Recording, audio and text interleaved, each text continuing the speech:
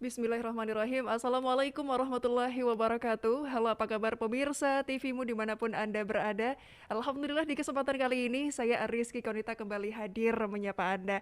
Tentunya dalam program COVID Talk on TV, sebuah persembahan dari MCCC atau Muhammadiyah COVID-19 Comment Center dan juga tentunya didukung oleh MDMC dan Direct Relief. Seperti biasa kita akan berdiskusi selama 1 jam ke depan insya Allah pemirsa TVmu dengan narasumber kami yang kali ini kita akan menyoroti tidak lagi terkait bagaimana COVID-19 ini kemudian menyerang ibu hamil yang sudah kita diskusikan di beberapa waktu belakangan.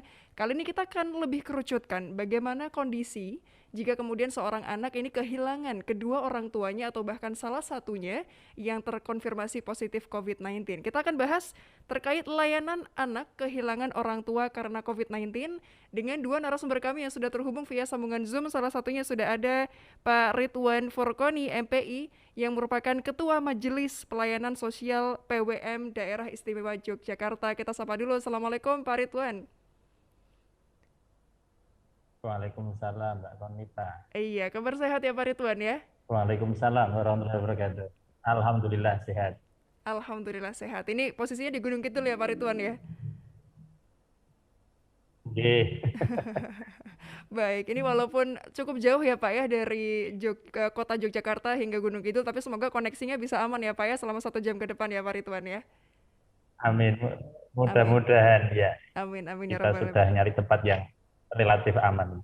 Oke, Masya Allah. Siap Pak Ridwan, kita masih menantikan. Nanti insya Allah juga akan terhubung bersama kami. Ada Bapak Dr. Andes Haji Muhammad Jamaluddin Ahmad yang merupakan ketua dari LPCR PP Muhammadiyah. Tapi kita tunggu dulu ya Pak Ridwan ya. Kita mulai dulu diskusinya terkait topik kita hari ini, layanan anak kehilangan orang tua karena COVID-19. Pak Ridwan, barangkali di awal segmen ini kita pengen tahu dulu Pak Ridwan sebetulnya adakah data begitu ya terkait seorang anak yang kemudian kehilangan kedua atau salah satu orang tuanya yang meninggal dunia akibat COVID-19 Pak Ridwan.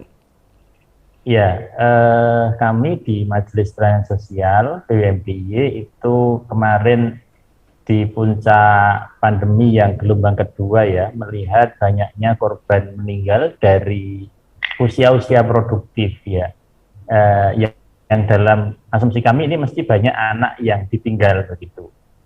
Lalu di pertengahan Juli kami coba melakukan pendataan dan ternyata banyak Mbak, lumayan. Jadi dalam waktu 1 minggu itu data masuk sudah di atas 100 anak begitu, dan sampai hari ini itu sudah di atas 700 anak yang kita data di DIY. Dan ini setiap hari masih terus bertambah. Begitu. Baik, hingga hari ini pun juga masih bertambah ya Pak Ridwan ya? Bertambah terus, iya. Oke, nanti kita akan bahas juga Pak, kemudian distribusinya barangkali per kabupaten dan juga per kota Yogyakarta. Tapi saya pengen tahu dulu nih Pak Ridwan sebetulnya dari respon Muhammadiyah, ini kan pastinya selalu responsif begitu ya Pak ya Muhammadiyah. Kalau dari Majelis Pelayanan Sosial ini kira-kira seperti apa Pak responnya? Jadi memang anak yatim, anak terlantar ini bagian dari tusinya MPS kalau di perserikatan ya, khususnya terkait dengan pengasuhannya. Nah, ketika ada anak yang dia kehilangan orang tuanya, tentu pertanyaan kita, terus dia bersama siapa? Ya. Siapa yang kemudian akan mendampinginya tumbuh? Ini pertanyaan-pertanyaan yang kemudian mendorong kita untuk meresponnya. Nah, ya tentu secara umum kita akan mencoba membantu agar dia mendapatkan pengasuhan yang layak. Oke. Ketika orang tuanya nggak ada, siapa yang akan mengasuh? Poinnya adalah anak-anak itu harus tumbuh secara normal, optimal, dengan pengasuhan yang layak. Nah, ya yang kita lakukan kemudian adalah setelah kita mendata, kemudian kita mendalami, melakukan asesmen terhadap anak-anak ini, apakah bagaimana kondisinya gitu ya. Nah, kemudian dari informasi yang kita dapatkan melalui asesmen ini, kita tindak lanjuti dengan rekomendasi. Ada 3 poin paling tidak Mbak, ada 3 tingkatan ya. Dan ini juga sesuai dengan fikih pengasuhan anak kita. Yang pertama adalah kalau dia masih punya orang tua yang layak mengasuh, misalnya dia yatim, dia masih punya ibu, atau dia piatu, dia masih punya bapak. Nah, tentu ada orang tua, salah satu orang tua yang masih bisa mengasuh. Kalau misalnya yang terjadi demikian, ya anak itu tetap kita dorong untuk tinggal bersama orang tuanya dengan mendapatkan bantuan santunan. Misalnya santunan sekolahnya atau santunan kebutuhan hariannya. Okay. Nah, kalau ternyata tahap kedua keluarganya tidak ada yang sanggup mengasuh lagi, entah faktor apa begitu, maka kita carikan namanya programnya adalah asuhan keluarga. Kita carikan keluarga asuh. Kalau ini juga nggak bisa, masuk ke tingkat ketiga itu kita bawa ke lembaga pengasuhan panti asuhan. Kira-kira begitu, Mbak. Tingkatan-tingkatan program yang kami arrange begitu. Baik. Jadi ada 3 tingkatan ya Bapak ya, sebelum tadi kemudian goes to lembaga panti asuhan, sebelum itu ada tingkatan-tingkatan sebelumnya Pak ya. Oke, baik, kita langsung akan coba sapa. Di sini juga sudah terhubung bersama Pak Jamal. Assalamualaikum Pak Jamal. Waalaikumsalam warahmatullahi wabarakatuh. Iya, kabar sehat ya Pak Jamal ya? Alhamdulillah, mohon maaf agak telat. Nyari minggir di tepi jalan susah ternyata. Ini di mobil berarti ya Pak Jamal ya? Di mobil ini ya. Masya Allah. Semoga tetap aman ya Pak ya koneksinya dan audionya bersama kami ya Pak Jamal ya. Amin, ini nyari di rindang yang pohon ini. Rindangnya pohon. Gimana Pak? Siap. Tadi sudah berdiskusi Pak Jamal dengan Pak Ridwan ini terkait layanan anak kehilangan orang tua karena COVID-19. Ini barangkali Pak Jamal ada yang mau disampaikan dulu terkait layanan yang kemudian diberikan oleh LPCR PP Muhammadiyah Pak. Ya, jadi LPCR ini kan basisnya cabang dan ranting. Ya. LPCR nggak punya apa-apa. Ya, dalam pengertian Karo harus langsung melakukan eksekusi ya, perlindungan terhadap anak yatim atau piatu yang ditinggal orang tuanya wafat ini, yang LPCR punyai adalah jaringan cabang dan ranting. Di cabang ranting ini sebenarnya sudah biasa nangani seperti ini, meskipun kasusnya bukan COVID. Karena di cabang ranting itu banyak berdiri panti asuhan, banyak orang tua asuh ya, dengan berbagai model ya, itu di cabang ranting sebenarnya sudah biasa. Hanya ini kan berkaitan dengan situasi yang darurat, situasi yang khusus, yang boleh jadi secara teknis mereka kurang. Nah, karena mengasuh anak-anak bukan korban ya, yang orang tuanya yang wafat karena COVID, itu kan jangka pendek, jangka menengah, jangka panjang. Betul. Anak-anak ini harus memperoleh aman ya, jadi karena tema besarnya pelindungan, yang ingin kita raih adalah agar anak ini aman secara fisik, aman secara psikologis, aman secara ideologis spiritual, ya. Kemudian aman secara masa depan. Yeah. Di penanganannya tidak bisa hanya jangka pendek. Ya. Aman jangka pendek, maka cabang ranting, ya, begitu mengetahui ada anggota atau warga, tidak harus anggota Muhammadiyah ya, bahkan apapun agama yang ada di lingkungan cabang ranting itu harus diamankan, diselamatkan dulu secara fisik ya, kesehatannya. Artinya jangan sampai dia ikut terpapar COVID, jangan sampai kemudian akan semakin parah ketika dia ternyata positif COVID. Jadi aman secara fisik, ini harus dilakukan dulu oleh cabang dan ranting. Dan teman-teman cabang ranting sudah banyak yang melakukan itu ya. Maka kita lagi mendata, Pak Ridwan juga mendata kan. Karena salah satu langkah penting untuk bisa nyampe pada aman yang 4 atau 5 tadi, data harus dimiliki oleh cabang dan ranting agar nanti penanganannya tidak hanya ranting setempat, tapi bisa berjejaring, disupport oleh Lajismu, disupport oleh cabang lain, karena kita rumah sakit, disupport oleh perguruan tinggi, kita punya banyak energi, punya banyak kekuatan yang kemudian jangan sampai teman-teman cabang ranting ini merasa sendirian, karena ini jangka panjang. Karena aman yang terakhir saya sebutkan tadi kan aman masa depan. Ya, menyangkut pendidikannya, ya kemudian pembinaan berkelanjutannya dan sebagainya, itu menjadi penting. Unsur 4 atau sampai 5 aman yang saya sampaikan tadi akan dilakukan oleh teman-teman cabang dan ranting. Gitu, Mbak. Oke, satu kuncinya itu adalah aman begitu ya. Ini Pak Jamal, ini menarik kemudian Pak Ridwan sebetulnya memasukkan kata aman kemudian kepada para anak-anak yang ditinggal oleh kedua orang tua. Ini seperti apa urut-urutannya barangkali Pak Ridwan? Halo? Halo? Iya, koneksinya bisa sampai Pak Ridwan di sana? Oke, ya, ya, Oke, sampai. mangga, mangga.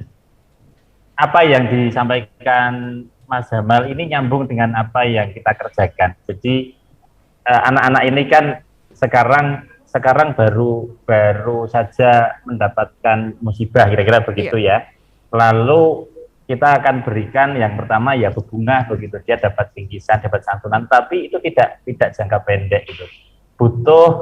Butuh bantuan yang berkelanjutan. Kalau anak-anak itu sekarang usianya ada yang 0 tahun, ada yang 1 tahun, maka batas usia anak itu kan menurut regulasi 18 tahun. Berarti kita harus mendampinginya selama 18 tahun. Dan itu nggak mungkin dikerjakan sendirian, katakanlah di pimpinan wilayah atau di pimpinan pusat. Maka tindak lanjutnya kemudian adalah ada di tingkat cabang dan ranting. Ini nyambung dengan Pak Jamal. Oke. Kenapa cabang ranting? Karena di cabang dan ranting ini yang dekat gitu. Yang dekat gitu. Dan data ini saat ini coba kita integrasikan dengan subsistem yang lain di Perserikatan dengan Lajismu, kemudian satu cabang dengan cabang yang lain. Kalau ada yang harus dirujuk ke lembaga tadi itu, kita rujuk ke panti asuhan. Ini terintegrasi di Muhammadiyah, Mbak. Baik. Nah, sehingga aman yang disampaikan Ustadz Jamal tadi, ya aman dari sisi fisiologis, makan minumnya terjamin, psikologis dia mendapatkan orang tua pengganti, kalau memang harus ada keluarga asuh begitu. Kemudian pendidikannya juga ada kepastian begitu. Dan di sini nanti akan kita koneksikan dengan majelis dikdasmen, dengan sekolah-sekolah Muhammadiyahnya, dan seterusnya. Jadi sesungguhnya di perserikatan kita ini sudah lengkap gitu.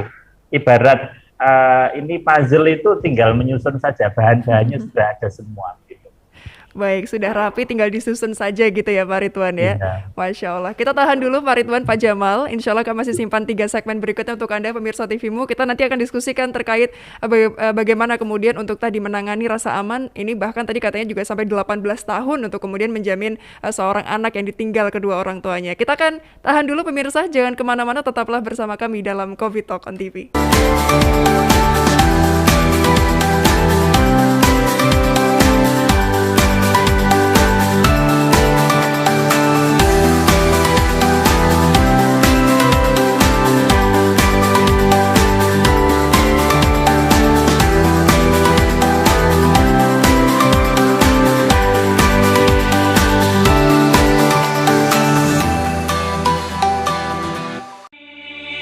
COVID Talk, diskusi seru yang membahas berbagai kajian seputar COVID-19 dari berbagai sisi.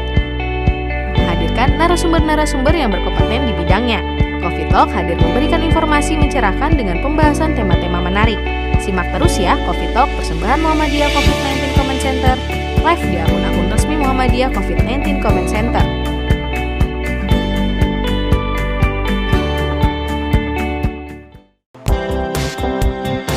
Muhammadiyah COVID-19 Comment Center telah membagikan ribuan masker kepada masyarakat di berbagai wilayah di Indonesia sebagai salah satu upaya untuk mencegah penyebaran COVID-19 di masyarakat. Sebanyak 339.218 masker yang telah dibagikan kepada masyarakat untuk terhindar dari COVID-19. Selalu physical distancing saat di luar rumah agar terhindar dari COVID-19, sehingga keluarga di rumah selalu aman. Bersatu perangi Corona.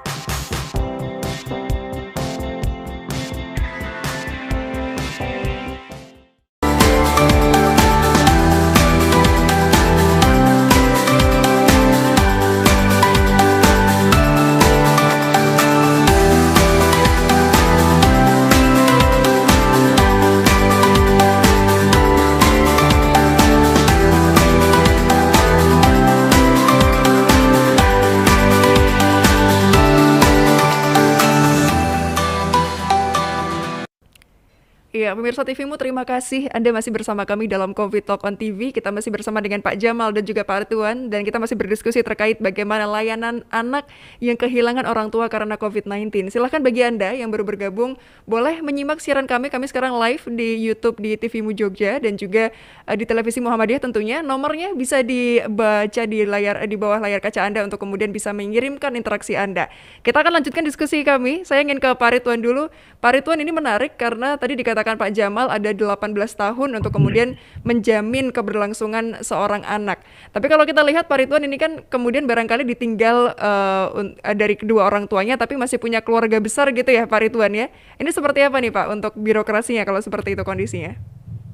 Jadi kalau di pengasuhan anak ini kan ini di pemerintah, kalau di pemerintah dulu ya saya ceritakan. Iya. Itu kan mereka yang terlantar itu menjadi tanggung jawabnya di dinas sosial. Nah, dinas sosial itu punya tenaga namanya TKS, tenaga kesejahteraan sosial yang ngurus itu. Nah, di perserikatan itu juga coba kita upayakan ada di tingkat cabang, sehingga di tingkat cabang itu ada tenaga-tenaga yang kita dorong untuk concern mulai memperhatikan proses-proses ini. Yang pertama, setelah data kita dapatkan, lalu anak di asesmen ya, tadi saya sudah sampaikan di awal, di asesmen itu kondisi sesungguhnya seperti apa, kebutuhan dia apa, apakah dia butuh bantuan sekedar support materi, ataukah dia butuh pengasuhan gitu, bantuan pengasuhan. Apakah dia punya persoalan psikologi sehingga harus dihadirkan psikolog dan seterusnya. Nah dari bahan-bahan ini yang kemudian kita melakukan treatment, kita melakukan intervensi kepada anak itu. Nah itu yang kita lakukan, Mbak. Oke. Barangkali itu dulu. Baik. Jadi memang melihat kondisi secara komprehensifnya begitu ya, Pak Rituan ya, sebelum tadi melakukan tindakan setelah itu. Ini menarik Pak Jamal, apa yang bisa ditambahkan Pak Jamal terkait barangkali pendataan yang juga sudah dilakukan untuk daerah istimewa Yogyakarta dan sekitarnya? Ya, ini untuk tadi saya mengatakan untuk sampai pada aman fisik atau fisiologi sehat dan sebagainya, aman secara psikologis, aman secara ideologi spiritual, kemudian aman secara masa depan dan aman yang lain, itu kan basisnya data, Mbak, sumber informasi data. Nah, tidak hanya di DIY, LPCR juga sedang mendata seluruh Indonesia. Maka di sesi ini saya juga berharap pada seluruh cabang ranting dan di Indonesia, LPCR PWM, PDM, MCC, PWM, PDM sampai cabang ranting, pendataan yang sedang dilakukan oleh LPCR PP itu tolong secepatnya diisi. Ini sedang kita pendata seluruh Indonesia, Pak. Jadi ini tolong diisi karena itu menjadi sumber informasi penting agar persoalan ini bisa dilihat secara utuh, secara nasional. Nah, itu yang pertama, karena setiap anak yang butuh perlindungan tadi, meskipun sama-sama ditinggal wafat oleh orang tuanya, baik yang yatim piatu maupun yatim atau piatu, itu punya keunikan kepribadian masing-masing. Tidak bisa semuanya programnya sama. Perbedaan geografis saja sudah menimbulkan problem yang berbeda. Apalagi keunikan, ya. Perbedaan individual anak-anak itu juga butuh pendekatan yang berbeda. Di setiap anak itu unik, maka kemudian kenapa kemudian ini sebaiknya basisnya cabang ranting, ya toh? Karena cabang ranting itu, ya lebih-lebih Ibu Aisyah ya, mengenal persis ya anak-anak yang tinggal di situ, yang orang tuanya meninggal itu seperti apa. Sehingga tanpa belajar ilmu psikologi formal dan sebagainya, mereka sebenarnya sudah punya modal untuk mendekati itu. Nah, tetapi kan tetap pendekatan yang lebih terukur itu kita perlukan, maka Fakultas Psikologi Perguruan Tinggi akan membantu. Nah, ini KKN yang mengerti ilmu-ilmu untuk membantu teman-teman di cabang ranting itu, dan sekarang perguruan tinggi Muhammadiyah sudah sangat peduli itu membantu teman-teman di cabang ranting agar kemudian menjadi lebih terukur, menjadi lebih baik dalam menyiapkan masa depan anak dari aman fisik sampai kepada aman masa depan itu, gitu. Sehingga memang alhamdulillahnya itu di Muhammadiyah itu kita punya struktur organisasi, punya jaringan rumah sakit, panti asuhan, perguruan tinggi dan sebagainya. Sehingga saya mengajak pada seluruh teman-teman jangan merasa sendiri dalam mengasuh ini dan jangan takut. Karena apa? Pak Ridwan sudah mengadakan pendataan nasional, kita juga mengadakan pendataan nasional, ya toh. Sehingga kalau data itu bisa kemudian cepat sampai ke PP, maka mendesain langkah tindak lanjut itu akan lebih cepat bisa dilakukan, sehingga anak-anak yatim piatu atau anak yang ditinggal wafat oleh orang tuanya itu nanti lebih punya masa depan yang terencana gitu. Karena contoh kemarin ketika ada teman kita wafat, kemudian putra-putranya yang paling besar baru kelas 3 sanawiyah, gimana ini? Nah, itu bicara perguruan tinggi mana yang nanti akan menjamin sampai S1, S2, S1-nya ini ya semua kita bisa bicarakan. Maka data yang sedang kita lakukan oleh LPCR melalui Google Form itu segera diisi oleh teman-teman, dan jangan bertanya seperti ketika pemerintah mendata. Nanti hanya data, setelah itu nggak ada. Jangan berpikir begitu. Kita Muhammadiyah tidak biasa hanya sekedar berbasa-basi dalam melakukan sesuatu. Muhammadiyah dilatih untuk tidak boleh melakukan kebohongan, hoax dan sebagainya. Pendataan insya Allah akan digunakan untuk kebaikan kita bersama. Itu. Oke, kalau Muhammadiyah pasti konkret begitu ya Pak Jamal ya, bukan basa-basi lagi ya. Ya itu salah satu ciri Muhammadiyah kan begitu. Maka gerakannya itu menghasilkan amal usaha karena memang harus terukur dan menghasilkan sesuatu. Dan sesuatu pun itu tidak sekedar yang penting menghasilkan, tetapi dalam bahasa Pak Haidar, mari sesuatu yang kita kerjakan itu di samping menebar kebaikan manfaat, sebisa mungkin melahirkan keunggulan-keunggulan. Artinya apa? Yang kita lakukan itu harus yang terbaik untuk mereka itu. Itu, Mbak. Baik, harus yang terbaik ini kalau kata Pak Jamal, Pak Ridwan ini menarik. Tadi juga disampaikan kalau setiap anak ini punya kebutuhan, varian kebutuhan yang berbeda-beda begitu. Ini barangkali seperti apa pendekatannya? Karena tadi kita lihat memang ketika satu anak ini barangkali memang sudah kehilangan kedua orang tuanya, akan berbeda treatmentnya dengan seorang anak yang mungkin akan lebih mudah dengan mungkin kehilangan salah satunya saja begitu. Ini bagaimana Pak Ridwan? Ya, jadi anak-anak ini tadi kan kita punya banyak bagian ya. Kita seperti puzzle tadi saya sampaikan itu. Iya. Di sana di cabang ranting kita yang tadi disampaikan Pak Jamal itu mereka adalah menjadi pendamping yang akan berkelanjutan. Nah, ketika ada anak ini butuh penanganan khusus, yang bisa nangani adalah teman-teman psikolog, maka yang diundang adalah dari Fakultas Psikologi. Oh, ini butuh pembiayaan, kita punya Layismu yang kita hadirkan untuk membiayai kebutuhan-kebutuhannya. Oh, ini butuh sekolah sampai perguruan tinggi karena nggak cukup untuk zaman sekarang hanya pendidikan dasar. Kita sudah di CIY, Mbak, kita sudah berkoordinasi dengan beberapa stakeholder itu, dengan Layismu yang menjadi sumber pembiayaan kita dari tingkat wilayah sampai tingkat kantor layanan di cabang begitu, dengan Majelis Dasmen yang punya sekolah baik Aisyah maupun Muhammadiyah. Termasuk dengan LPCR-nya Pak Jamal sampai ke tingkat cabang, pimpinan-pimpinan cabangnya. Nah, anak-anak yang punya keunikan-keunikan ini, dia harus tumbuh sesuai dengan potensinya. Kita tidak ingin anak-anak ini kemudian karena terlantar lalu potensinya hilang, masa depannya tidak aman. Nah, ini yang harus dijamin. Maka kata kuncinya adalah pengasuh-pengasuh yang sekarang mendampingi mereka itu harus betul-betul layak. Nah, kalau orang tua tunggalnya dia memang masih punya keterbatasan dalam pengasuhan, kita support itu agar dia bisa mengasuh dengan lebih baik. Kalau dia nggak mampu, keluarga asuh pun nggak sembarangan. Keluarga asuh yang akan kita hadirkan itu dia tidak sembarangan untuk asal mau enggak, tetapi memang kita asesmen juga dia secara ekonomi mampu enggak, secara keilmuan dia paham enggak tentang pengasuhan itu.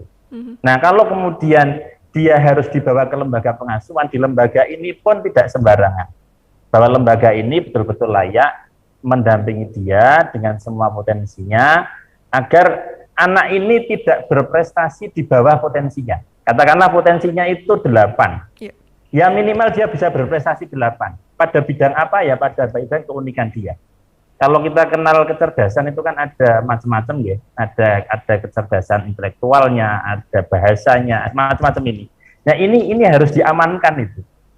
Harus diamankan. Karena ini aset masa depan. Nah di masa pandemi ini banyak sekali anak yang terancam keamanan masa depannya, dan ini bagian dari tanggung jawab perserikatan karena perintah agama untuk memastikan anak ini tumbuh dengan pertumbuhan yang optimal.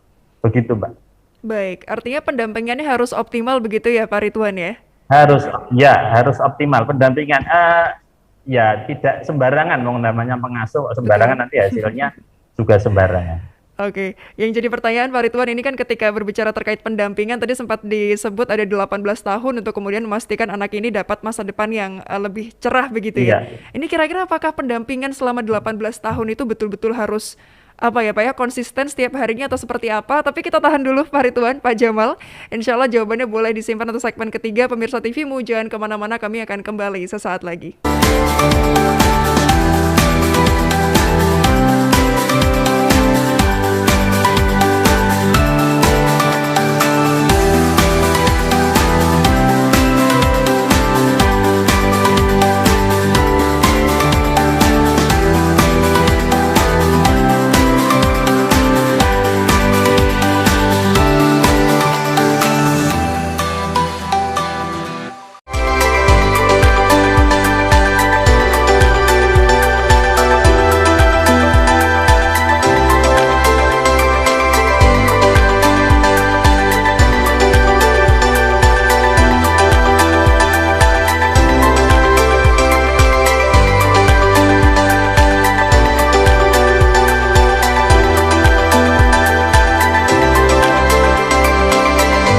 We are UAD.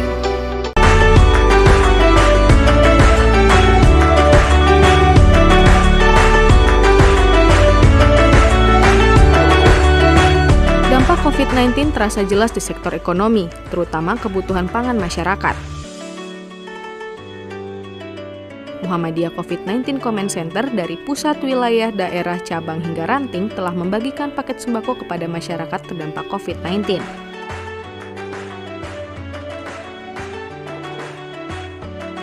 Muhammadiyah mentargetkan ada 1 juta paket sembako hingga akhir tahun.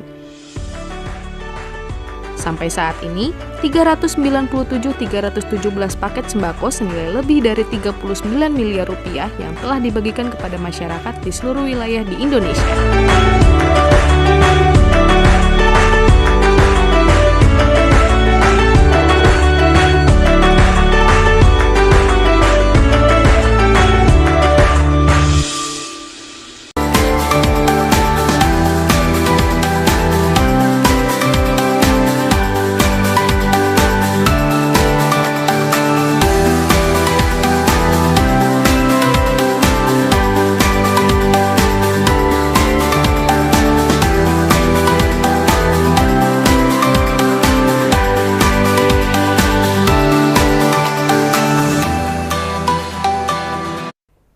Ya, pemirsa TV-mu, kami masih berdiskusi terkait bagaimana layanan anak yang kemudian kehilangan orang tua ketika ini terkena COVID-19. Tadi sempat terputus di Pak Ridwan. Pak Ridwan terkait tadi 18 tahun bukan waktu yang sebentar untuk membesarkan, mengembangkan seorang anak dengan potensi yang berbeda-beda. Ini kira-kira treatment-nya nih Pak Ridwan. Barangkali kan ada yang mungkin ditinggal ketika masa balita, ada yang ditinggal ketika masa SD, SMP, SMA, dan sebagainya. Ini kira-kira seperti apa untuk jangka waktu sedemikian lama treatment yang diberikan? Menggunakan kata pengasuhan. Ya. Pengasuhan itu seperti orang memelihara tanaman, Mbak. Jadi pada saat tanaman itu masih benih, itu beda dengan ketika tanaman itu sudah mulai tumbuh agak tinggi. Beda dengan ketika sudah jadi pohon. Gitu. Kapan dia harus diberi pagar biar tidak dimakan oleh ayam gitu. Kapan dia harus dipupuk. Kapan dan dia harus sering disiram. Mungkin musimnya kemarau harus sering disiram. Kapan kemudian itu sudah jadi pohon yang dia akarnya sudah panjang dan bisa nyari makan sendiri. Nah, mengasuh anak itu juga demikian. Pada saat balita dia masih harus mendapatkan perlakuan tertentu ya, yang harus dimanja. Sampai usia 6 tahun itu harus seperti apa ya, harus diperlakukan dengan sangat istimewa. Nggak harus pintar dulu. Yang penting bahagia dulu, kira-kira begitu. Nah, pada saat dia sudah tumbuh remaja, maka ada dialog kalau dalam proses pendidikannya, pengasuhannya, dia diajari untuk membuat komitmen, tanggung jawab, sampai kemudian dia lepas dari usia anak. Nah, kira-kira seperti itu memperlakukan anak-anak ini. Nah, orang-orang yang terlibat, karena orang tuanya kan sudah tidak lengkap tadi. Nah, orang-orang yang terlibat menyambung pengasuhan ini harus dipahamkan proses-proses ini. Bisa dia dari salah satu orang tuanya yang masih hidup, atau kalau dia bersama keluarga besarnya, ya keluarga besarnya harus dipahamkan itu, atau ketika dia di lembaga, entah mungkin panti, entah mungkin pondok itu, atau di sekolahnya. Jadi orang-orang yang terlibat di dalam proses ini harus memahami bagaimana mendampingi, mengasuh, dan mendidik anak-anak itu. Begitu, Mbak. Baik, kuncinya bahagia dulu ya, Pak Ridwan ya. Nanti insya Allah ke depannya baru kita fokuskan untuk potensi kunci keduanya. Ini menarik Pak Jamal, dan Anda tadi sempat mengatakan ketika kita jeda iklan, begitu pendidikan ini juga menjadi salah satu yang penting untuk menunjang potensi dan juga bahagia. Ini mungkin bisa dijelaskan nih Pak Jamal. Ya, jadi perlindungan terhadap anak-anak yang ditinggal wafat oleh orang tuanya karena COVID ini memang kemudian basis utamanya adalah pendidikan. Entah itu istilahnya pengasuhan atau apapun, memang basisnya pendidikan. Untuk sampai pada aman masa depan, itu memang yang paling penting diperhatikan adalah masalah aman dari pendidikannya itu. Baik ketika dia masih usia dini, kemudian usia dasar, dan seterusnya, memang ini basisnya pendidikan. Karena kalau kita bisa kemudian aman pendidikannya ini, maka nanti akan menuntut aman yang lain kan, nutrisinya, kemudian agamanya, kemudian akhlaknya dan sebagainya akan masuk di situ semua. Nah, karena basis amannya itu adalah di pendidikan untuk masa depannya nanti, ya, tanpa harus mengabaikan aman-aman yang lain, maka kemudian tiap anak ini nanti kan akan berada pada situasi yang berbeda. Ya, ada yang kemudian itu nanti diasuh oleh keluarganya. Jadi Muhammadiyah tidak mengasuh langsung secara kelembagaan, tetapi dititipkan di keluarga-keluarganya atau reunifikasi dengan keluarganya atau menjalani family therapy, family care. Dia diasuh oleh keluarganya. Tapi juga bisa kalau kemudian keluarganya dianggap tidak siap atau tidak mampu, bisa diasuh di panti-panti asuhan Muhammadiyah. Juga bisa diasuh, dititipkan di pesantren-pesantren Muhammadiyah. Ya, sekarang kita punya banyak pesantren ya. Nah, itu bisa kalau usianya sudah nyampe. Memang ini kemudian dengan berbasis pendidikan itu nanti, maka kemudian anak-anak ini insya Allah akan lebih bisa mudah dibina, terukur, juga akan kemudian banyak pihak yang bisa dilibatkan dalam mendewasakan mereka menuju masa depannya itu. Sehingga cabang ranting ini yang selama ini insya Allah ya hampir semua cabang ranting itu sebenarnya sudah punya amal usaha minimal masjid dan TPA lah gitu ya. Itu wahana untuk memulai sejak dini itu sebenarnya sudah punya modal besar di Muhammadiyah. Jadi bagi saya Mbak, itu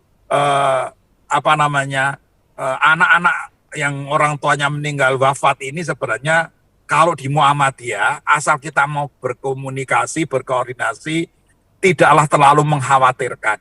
Ya, maka saya mengajak kepada Bapak cabang ranting, Aisyahnya, dan anak-anak mudanya, kalau ada masalah, ayo kita komunikasi. Kita punya, hampir semuanya kita punya. Ya. Dulu ketika ada seorang perawat, ya sekaligus dosen di Unismu Semarang itu meninggal kan, orang tuanya meninggal, kemudian maka Muhammadiyah kemudian menjamin seluruh anaknya sekolah sampai sarjana. Nah, gitu ya. Itu dan itu diumumkan oleh Pak Edar Nasir ketika kita apa itu ya, Milad Muhammadiyah atau apa ya. Ketika ada 7 dokter Muhammadiyah, sekian perawat. Nah, jangan sampai ada satupun putra-putri warga Muhammadiyah yang orang tuanya meninggal terlantar, jangan sampai. Karena apa? Kelalaian kita untuk mendata dan menginformasikan. Gitu. Jadi jangan sampai kita itu lahir kan dari gerakan Al-Maun. Al-Maun kan sudah biasa kita basis nolong orang yatim piatu, nolong yang pustaka udah biasa gitu. Jadi ini bukan isu baru, bukan tema baru bagi Muhammadiyah, hanya dikaitkan dengan COVID. Nah, semangat Al-Maun ini akan menjadi luar biasa karena media informasi kita punya, jaringan punya, potensi apa aja kita punya. Jangan sampai kemudian kita melalaikan Al-Maun ini karena kita tidak mau berkoordinasi dan berkomunikasi. Insya Allah tidak ada yang lain saja kita asuh, kita kasih beasiswa di perguruan tinggi Muhammadiyah, masa ada anak warga Muhammadiyah tidak tertangani. Nah gitu ya. Ini bagi yang warga Muhammadiyah. Bagi yang lain kita menerima siapa saja. Karena panti asuhan kita, sekolah kita dan sebagainya menerima siapa saja. Bahkan kalau di Indonesia Timur agamanya apa saja itu kita tolong karena semangatnya adalah kemanusiaan. Islam yang berkeadaban, rahmatan lil alamin, yang mengedepankan kemanusiaan. Jadi kita terbuka siapa saja ya, yang ada yang keluarganya wafat dan kemudian tidak mampu mengasuh, secepatnya menghubungi Muhammadiyah.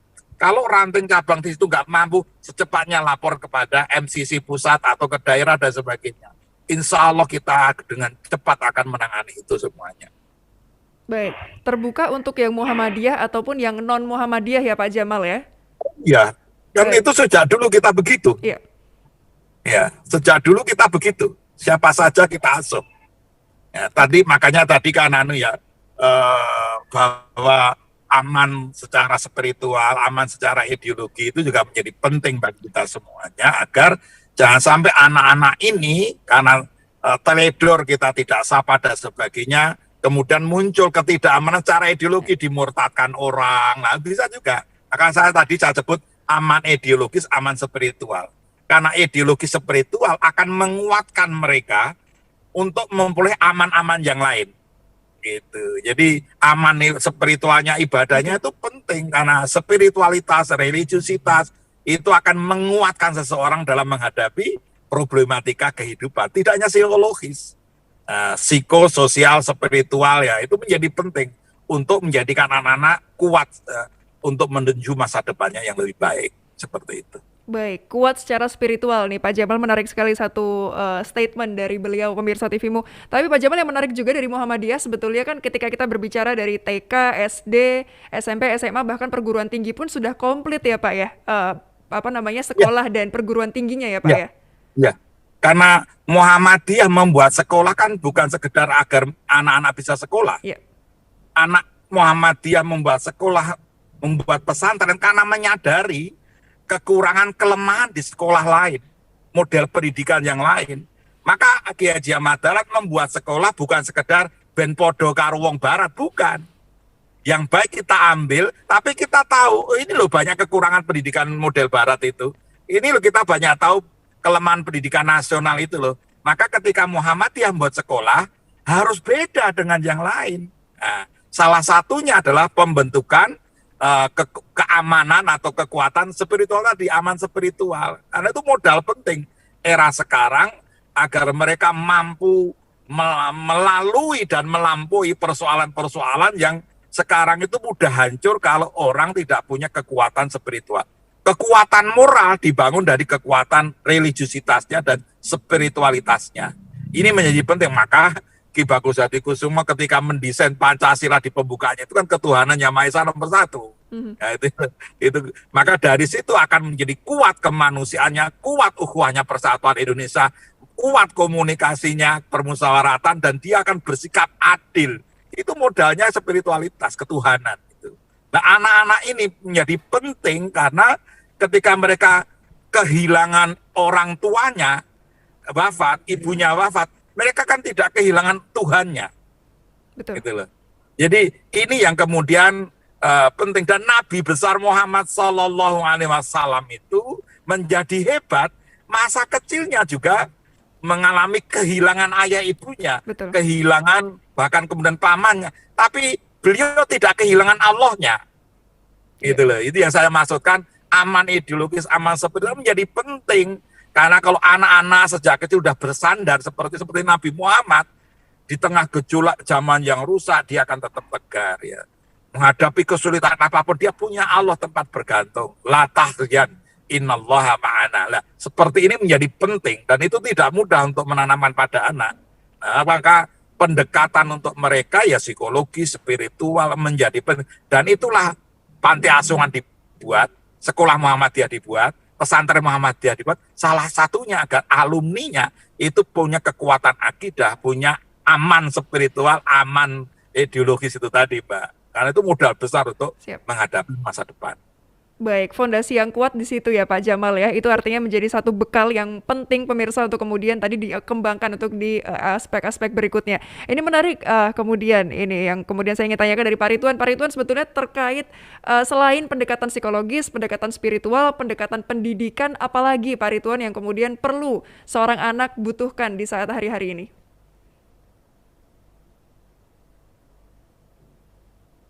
Oke, Pak Ridwan ngapunten boleh di-unmute dulu audionya agar terdengar suaranya. Oke, mohon maaf. Anak-anak ini harus punya kecerdasan untuk menyelesaikan masalah gitu. Karena dia akan menghadapi masalah kehidupan yang besar pada waktunya nanti. Nah, sungguhnya yatimnya anak ini kemudian juga bisa menjadi sarana dia berlatih untuk menjadi kuat sejak dini. Yeah. Nah, tadi Pak Jamal mencontohkan Rasulullah SAW. Nah, Rasulullah itu yatim sejak usia sebelum lahir sudah yatim. Begitu 6 tahun dia sudah yatim piatu. Kemudian Nabi bisa menjadi orang yang kuat. Nah, anak-anak ini perlu dimotivasi demikian. Kemampuan, kecerdasan untuk menyelesaikan masalah sendiri. Nah, yang kadang-kadang ini justru tidak terjadi pada anak-anak yang orang tuanya lengkap gitu, karena perlakuan yang istimewa sampai dia besar malah dia menjadi anak yang lembek gitu. Nah, ini bisa menjadi satu potensi bagaimana anak-anak ini kuat sejak dini dan dia akan menjadi orang hebat pada waktunya. Itu dibutuhkan, Pak. Baik, artinya itu menjadi bekal lagi-lagi begitu Pak Ridwan yang dibutuhkan ketika seseorang anak kemudian kehilangan kedua orang tuanya, itu bukan suatu kelemahan, bahkan menjadi satu kekuatan ya Bapak ya? Satu potensi yang bisa dijadikan kekuatan ya. Oke, kita tahan dulu Pak Ridwan. Pripun Pak? Monggo. Selama kemudian orang di sekitarnya bisa memberikan pendekatannya benar begitu, sehingga dia tidak kemudian melemah dengan kondisi itu. Baik, itu menarik. Kita tahan dulu Pak Ridwan, Pak Jamal, karena tentunya setelah ditinggal orang tuanya biasanya ada pengaruh-pengaruh ini Pak Ridwan, Pak Jamal yang mungkin bisa positif, bisa juga negatif. Pemirsa, kita tahan dulu, kita akan sambung di segmen terakhir nanti. Jangan kemana-mana, tetaplah bersama kami dalam COVID Talk on TV.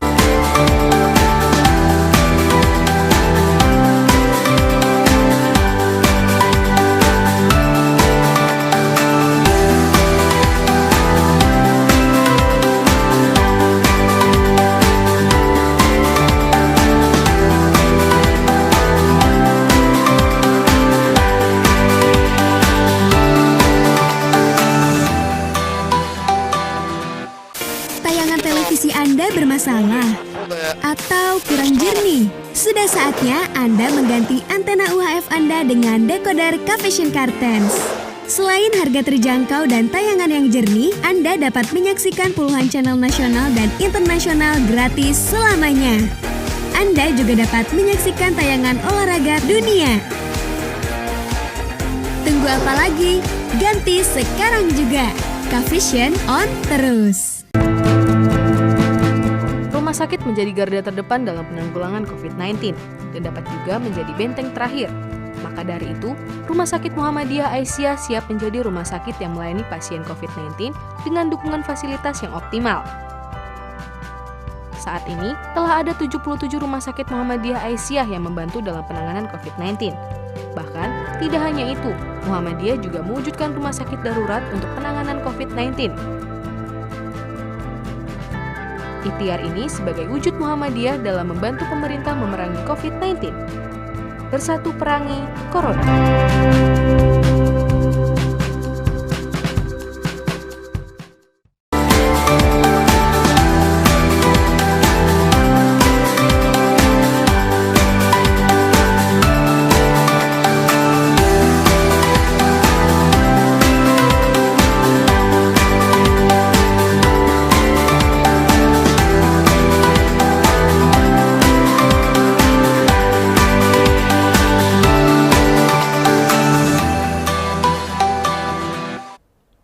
Pemirsa, pendekatan yang berusaha diberikan oleh Muhammadiyah tentunya tidak tanggung-tanggung. Tadi dikatakan sudah ada fondasi yang berusaha dibangun oleh Muhammadiyah. Seperti misalnya ada spiritual, kemudian juga tadi ada pendekatan psikologis juga, pendidikan dan sebagainya. Yang menarik ini Pak Ridwan, ketika sudah didampingi dengan sedemikian rapi, tapi pengaruh Pak Ridwan itu kadang tidak lepas dari seorang anak. Kadang yang pengaruh negatif, ada juga pengaruh positif dari lingkungannya. Ini seperti apa nih Pak Ridwan untuk kemudian mengawasi hal-hal yang demikian? Ya, anak-anak ini tidak bisa lepas dari lingkungan, Pak ya. Ya. Jadi dia berada di tengah-tengah banyak orang, yang banyak orang itu ada yang baik, ada yang buruk. Tentu ada pengaruh baik, pengaruh buruk. Nah, yang penting adalah ada orang dekat anak itu yang kemudian bisa menjadi tempat bercerita, menjadi tempat sharing, menjadi kawan diskusi. Tentu dengan bahasa yang sesuai dengan usianya. Nah, sehingga sejak dini anak itu diajarkan tentang ada yang baik, ada yang buruk, ada yang benar, ada yang salah, dan kemudian memilih yang baik dan memilih yang benar. Nah, ketika ini bisa dilakukan, maka anak ini meskipun dia tumbuh di lingkungan yang sekitarnya pengaruhnya banyak buruk, dia akan tetap baik. Karena ada proses dia mendiskusikan itu bersama orang dekatnya. Nah, orang dekat ini yang tadi sejak awal saya sebut pengasuh, maka ini harus ada gitu. Harus ada. Nah, ketika ini nggak ada, maka yang terjadi adalah anak ini tidak bisa men-screening mana yang baik, mana yang buruk, mana yang benar, mana yang salah. Nah, ibarat di belantara, dia nggak ada pemandunya. Nah, yang terjadi adalah dia bisa tersesat di jalan yang salah, dan dia nggak merasa salah. Nah, ini kemudian pentingnya anak yang kehilangan orang tua ini dia punya pengasuh yang baik tadi itu. Nah, sederhana saja. Ketika dia tumbuh remaja, dia punya banyak keingintahuan. Nah, kemudian dia ngelihatnya di YouTube. YouTube saya nggak tahu, YouTube-nya YouTube hoax atau YouTube yang benar begitu. Ya, kalau dia nggak punya tempat untuk bercerita, sharing, ya dia nggak bisa menilai itu dengan tepat begitu. Atau tempat berceritanya salah. Dia mulai jatuh cinta, ya, remaja ya, masih si anak ya, dia mulai jatuh cinta. Dia kemudian patah hati. Dia cerita ke orang yang salah, maka nasihatnya akan salah. Nah, disinilah pengasuh tadi menjadi kunci untuk bisa mendampingi remaja dari usianya sekarang sampai dia dewasa, lepas dari usia anak. Dengan begitu lingkungan yang baik atau buruk dia akan tetap kuat dan tetap berjalan di jalan yang benar begitu. Baik, kuncinya di pengasuh tadi Pak Ridwan ya, harus ada yang mendampingi betul-betul barangkali hampir setiap hari kemudian untuk mengawasi ya Pak Ridwan ya. Ya tidak harus setiap hari ya, bukan mengawasi Mbak, bukan mengawasi. Kehadirannya pengasuh tidak harus fisik ya, tapi inspirasi. Ketokohannya, kemudian kedekatan, kehangatannya. Orang tua pun itu, orang tua yang lengkap pun, dia kalau tidak akrab, tidak dekat, hubungannya tidak hangat, dia nggak bisa kok menjadi pemandu atau menjadi mempengaruhi yang baik. Betul. Jadi tidak harus kedekatannya itu fisik, terus durasinya tidak harus demikian. Jadi kehadirannya dirasakan begitu oleh anak itu. Baik, baik. Tidak Begitu. harus secara fisik ya, Pak Ridwan.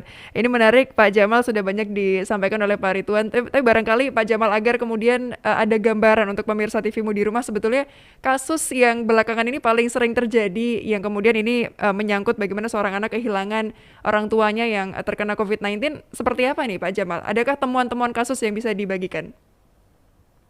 Ya, saya sendiri belum mengadakan survei khusus ya, Mbak, tentang itu. Kemudian karena LPCR lembaga yang tidak langsung didesain untuk itu ya, mungkin perguruan tinggi yang punya fakultas-fakultas atau prodi yang berkaitan itu punya datanya. Tapi begini Mbak, entah itu yatim piatu, yatim atau anak biasa yang punya keluarga, tadi kan saya bilang aman pendidikan itu menjadi penting. Nah, aman pendidikan itu ketika pada anak-anak yang ditinggal wafat oleh orang tuanya ini, kan siapapun akan memperoleh pendidikan itu tadi, pengasuhan itu tadi. Seorang pengasuh atau pendidik memang minimal memiliki 4 yang dilakukan: mengajarkan, mendidikkan, memotivasi, kemudian menginspirasi. Yang inspirasi sudah disebut Pak Ridwan tadi. Mengajar itu penting karena mereka secara ilmu memang terbatas. Harus secara transfer knowledge, diajari sesuatu itu penting. Mendidik lebih tinggi lagi tingkatannya, memasukkan unsur-unsur nilai dan sebagainya agar terbentuk kepribadian. Maka bukan sekedar mengajar, mendidik lah. Memotivasi, karena kan anak-anak ini punya problem psikologis, mental ya. Maka memotivasi itu menjadi sebuah kinerja penting dari para pengasuh dibanding sekedar mengajar dan mendidik. Karena mereka itu mudah mengalami naik turun emosi dan kondisi psikologisnya. Memotivasi itu penting. Tapi motivasi meskipun penting tidak cukup. Karena apa? Yang akan lebih merawat mereka kuat itu adalah kemampuan anak-anak itu terinspirasi dari berbagai kisah, cerita, contoh, teladan. Menginspirasi. Anak-anak yang sudah memperoleh banyak inspirasi, dia insya Allah akan lebih terampil di dalam menghadapi persoalan-persoalan kehidupan. Yang tadi disebut oleh Pak Ridwan sebagai kemampuan berpikir solutif. Berpikir mengatasi masalah itu menjadi penting. Nah, ini akan diperoleh kalau mereka ini kemudian memperoleh banyak inspirasi dalam hidupnya. Banyak pengajar tapi nggak bisa memotivasi, nggak bisa menginspirasi. Lah, untuk mencapai memotivasi, menginspirasi itu tidak sekedar dibutuhkan pendidikan formal. Nah, itu tapi bagaimana mereka kemudian mampu hadir menjadi pribadi yang menginspirasi. Kalau dirinya tidak mampu menginspirasi, banyak menghadirkan kisah-kisah yang inspiratif pada mereka. Nah, itu menjadi penting karena kalau orang sudah banyak terinspirasi, banyak masuk nilai-nilai yang terinternalisasi dari kisah-kisah inspiratif, teladan, ya itu anak-anak seperti ini butuh teladan yang menginspirasi. Nah, sehingga kemampuan daya tahan untuk menghadapi persoalan hidup tadi menjadi penting. Ya kalau urut-urutan dalam turun Al-Quran itu kan menjadi penting juga Pak untuk membekali mereka. Ini tambahan dari yang menginspirasi. Rasulullah dan para sahabat itu ketika kemudian menjadi dari orang-orang biasa jadi orang luar biasa. Kalau kita belajar dari turunnya wahyu pertama yaitu dari Allah, itu kan terbangun kecerdasan kognisinya, Iqra. Anak-anak itu harus dibekali dengan kemampuan literasi yang baik.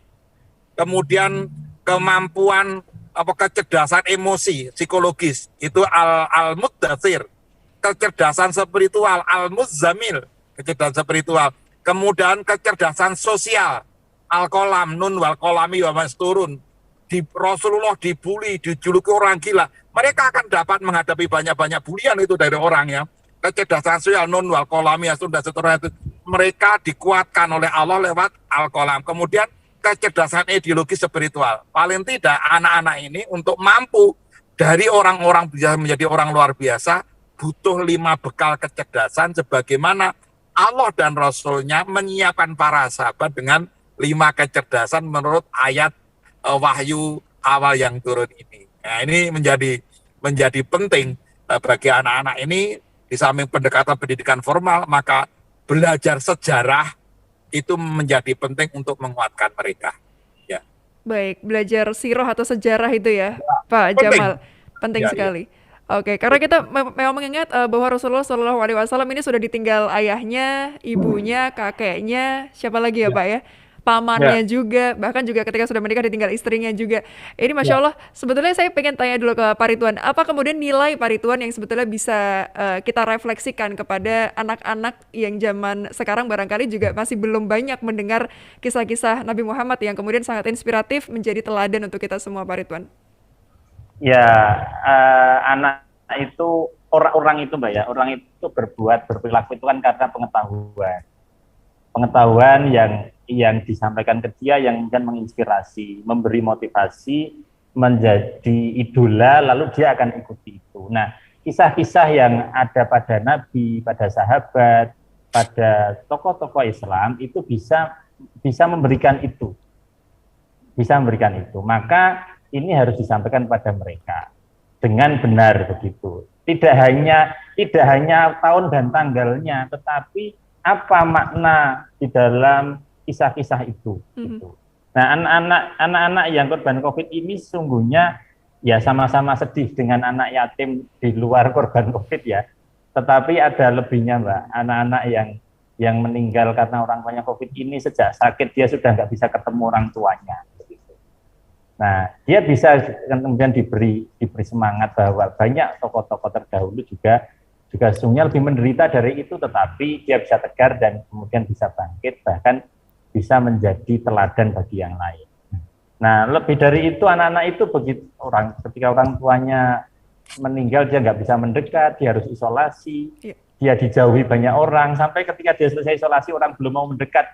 Jadi ini satu penderitaan yang cukup berat. Tetapi gitu dengan anak mendapatkan contoh-contoh keteladanan langsung maupun tidak langsung melalui kisah-kisah itu, anak ini akan jadi kuat gitu. Akan jadi kuat. Dan kita semua para pendidik, entah pendidik langsung pada anak-anak kita atau pendidik pada murid bagi para guru atau para pendidik umat bagi para tokoh perserikatan, saya kira perlu memahami hasanah ini gitu, sehingga dalam situasi yang berat ini anak-anak yang tadi mendapatkan musibah kembali segera bangkit dan selesai dari masalahnya. Kira-kira begitu. Baik, dan poin plusnya untuk kemudian anak-anak yang orang tuanya meninggal di zaman COVID-19 adalah mental yang begitu kuat Pak Ridwan ya sepertinya ya. Ya, dia memang diuji lebih dari yang lain. Oke, baik, Masya Allah. Terakhir saya ingin ke Pak Jamal, singkat saja Pak Jamal, ada barangkali satu pesan, satu penguat, satu motivasi untuk anak-anak di luar sana yang saat ini memang sedang dirundung duka, ingin bangkit tapi rasanya masih susah. Silakan Pak Jamal. Ya, jadi adik-adik, banyak orang hebat yang lahir bukan dari hal yang menyenangkan, tapi banyak orang hebat yang lahir dari penderitaan dan keprihatinan. Dan hampir semua Rasul itu mengalami seperti itu. Hampir semua orang hebat mengalami itu, meskipun berbeda-beda. Adik-adik ya, sekarang kita merasakan kesedihan yang luar biasa ditinggal wafat orang tua. Tapi mudah-mudahan kalian tidak meninggalkan Allah, tidak kehilangan Allah. Jadi ini menjadi penting bahwa Allah tidak pernah hilang. Ayah ibu kita sekarang dalam pelukan Allah gitu. Maka kemudian gembirakan orang tua kita dengan kita semakin menyayangi Allah, bahwa masa depan kita ditentukan oleh Allah atas ikhtiar kita. Jadi bismillah, jadilah orang-orang yang kemudian hebat, karena orang hebat akan selalu mengalami pergulatan awal dengan penderitaan dan keprihatinan. Bismillah, mudah-mudahan Allah mengangkat derajat adik-adik semua menjadi orang-orang hebat yang merubah dunia ini lebih baik seperti Rasulullah Muhammad Sallallahu Alaihi Wasallam. Itu Pak. Siap, Masya Allah Pak Jamal. Terima kasih banyak Pak Jamal, Pak Ridwan sudah dibersamai selama 1 jam ini. Kita mengharapkan semoga anak-anak di Indonesia yang sekarang sedang dirundung duka bisa menjadi anak yang soleh begitu ya. Karena salah satu Amin. yang tidak terputus adalah doa anak yang soleh kepada orang tuanya, pemirsa TVmu. Terima kasih sekali lagi Pak Ridwan, Pak Jamal, salam sehat. Terima kasih bagi Anda pemirsa Amin. TVmu yang sudah bergabung. Akhirnya saya Aris Konita mewakili seluruh kerabat kerja yang bertugas mohon undur diri. Terima kasih. Wassalamualaikum warahmatullahi wabarakatuh. Sampai jumpa.